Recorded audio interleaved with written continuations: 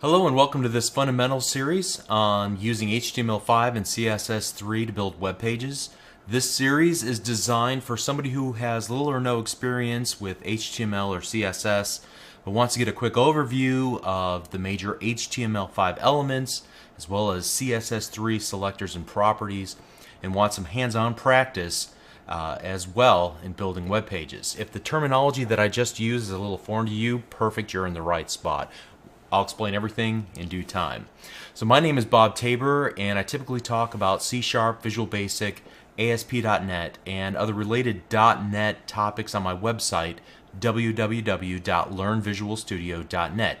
HTML5 and CSS3 are foundational topics that you're going to need to learn prior to learning popular web technologies like JavaScript and ASP.NET. So I'm excited that Channel 9 has invited me to create this series of videos. It's extremely important that you learn these concepts. Soon you'll be able to build not only web pages, but also native Windows 8 user interfaces using only HTML5 and CSS3. So it'll become increasingly a more and more vital skill beyond web development.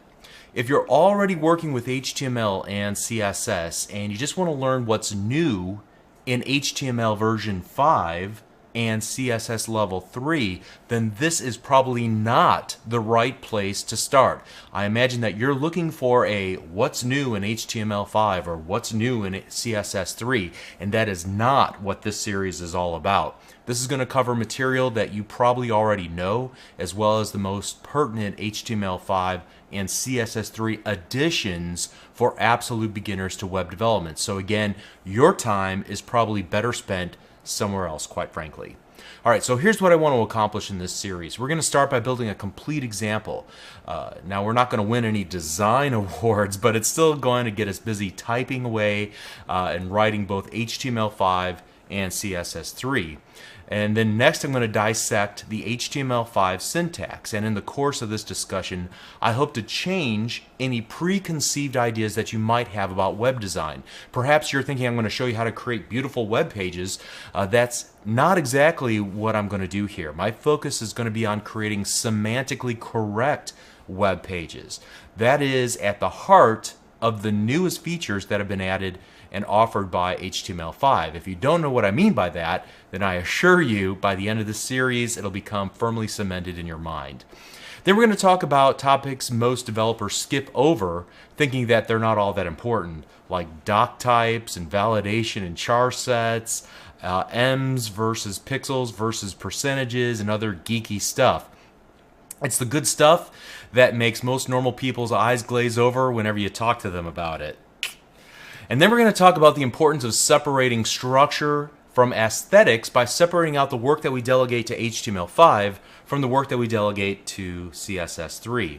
We're going to discuss cascading style sheets and demonstrate many categories of properties that can be modified by the styles that we create. We're going to talk about the syntax, the units of measure, how to build reusable styles, and other best practices, and a bunch of other fun stuff.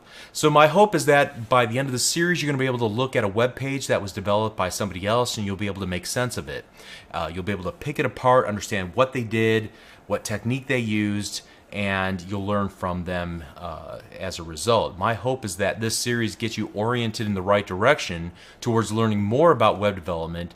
And to that end, in the final lesson in this series, I'm going to give you a list of about a dozen or so hot topics and other resources where you can continue on in your self-study.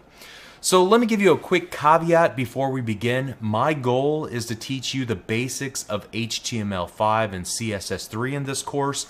However, I simply can't teach you how to make an aesthetically beautiful web page design because frankly, I don't know how. When I need an attractive, beautiful web page for my website, I work with a graphic designer or find a template and then license that for my website. When I worked in corporate environments and built intranet applications using HTML and CSS, JavaScript, and ASP.NET, the company usually had a team of web designers that designed the web page background, the text, the images, and sometimes they did this by using a tool like Adobe Photoshop. After the management team approved their designs, then they would give it to the developers who would then splice up and implement that design using just HTML and CSS. Now, as a result, I got pretty good at taking somebody else's vision and their design and then implementing that in HTML and CSS code.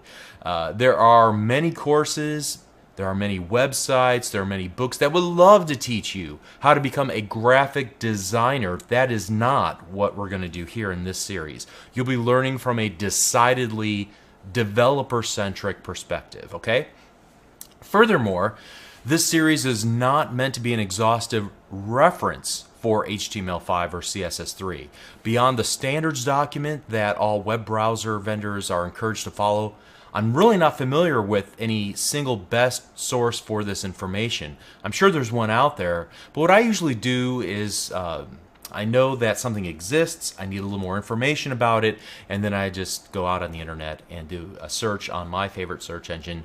And fortunately, there are tens of thousands of websites that post HTML and CSS tips and tricks.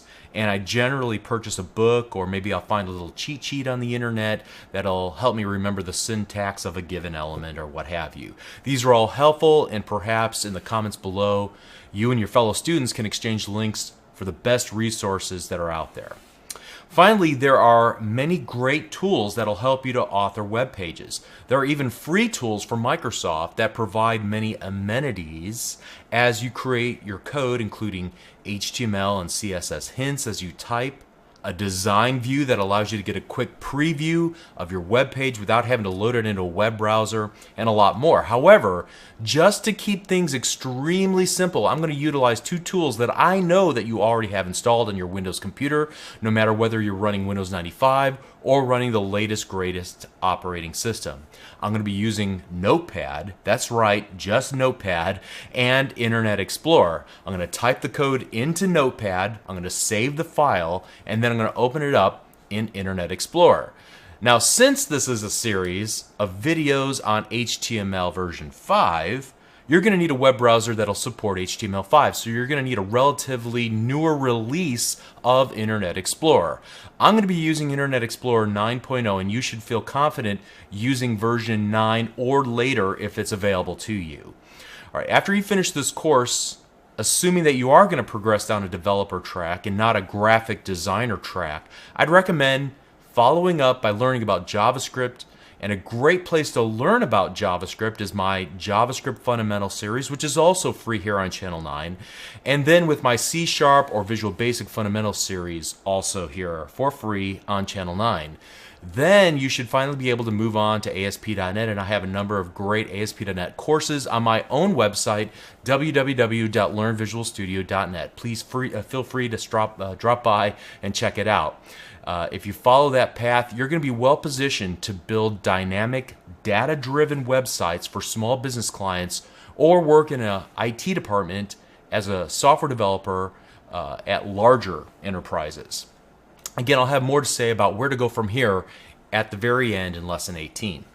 Okay, before we get started, the videos embedded on the webpage on Channel 9 are presented somewhat smaller than how I originally record them, which is in high def, 1280 by 720.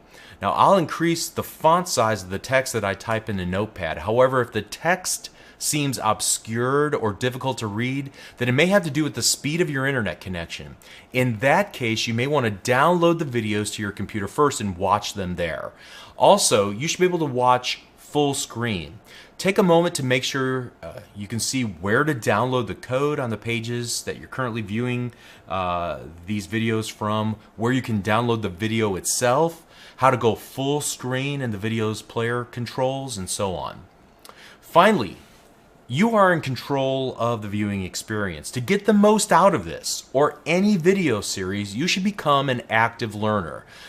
Type the code in yourself to build muscle memory and to force your brain to understand what it is that the speaker is attempting to explain. Pause, Rewind the video. Ask questions in the comments area below the video. Active learners always learn more quickly. Commit the time and you'll have these ideas under your belt in no time at all. Okay, so let's go ahead and get started. In the next lesson, we're going to build our first HTML5 web page. That's pretty exciting stuff. I want to encourage you to get a plan in place to follow along and enjoy the entire process of learning. You can do this. It's fun, it's exciting, and we'll see you in the next lesson. Thank you.